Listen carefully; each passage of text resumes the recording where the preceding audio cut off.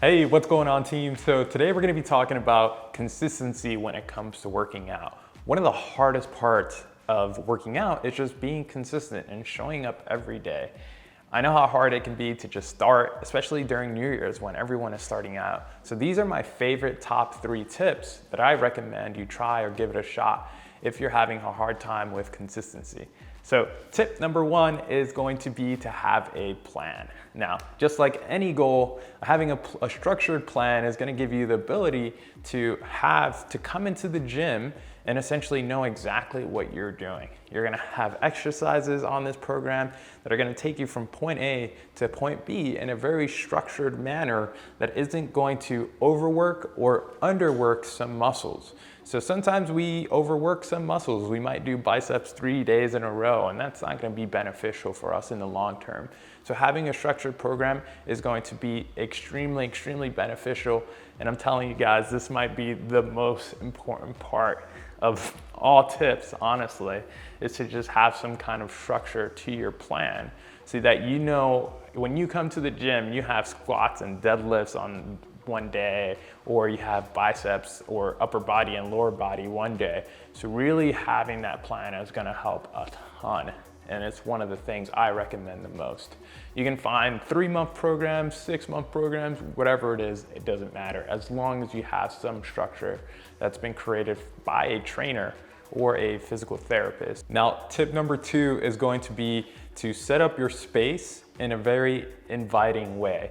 Now, this seems a little out there, to be honest, but if you're working out from home, really create a space that you go in and you feel good in, right? So if you just check out this gym here that I've created in my basement, I've created it in a way where it's inviting and I wanna come here and work out. I have like green stuff everywhere. I have the colors somewhere, you know, under the rug there. And creating this space is going to kind of create less of a barrier when it comes to working out, right? Because sometimes we go to the gym and we're a little panicky about, you know, who's in our space or the space isn't correct for me. Now, it's more of a psychological thing, but I feel like it has a huge impact. And if you just organize your space in a very inviting manner, that can help a lot. And just, you know, just making it easier to go into this space. Now, tip number 3 is to have some kind of playlist. Now, having music is a big part for me. I play basically the same music every single time, and it's to hype me up. And I know when I listen to this song or a certain playlist, I'm already in the zone. I know it's time to go when I start listening to this music. So I listen to essentially most of the time, same music. So it becomes a habit, right? Because we're creating that habit for the long term. So once I come into my space, I have my music ready, and then I have my program. So all these 3 tips are really about forming a habit that's gonna give you long term. And all these cues are gonna serve as a habit for your long-term progress, right? So for instance, you're gonna have your program, you look onto your phone on your program and you see that you have certain exercises. So now you have less mental cognitive load in that regard.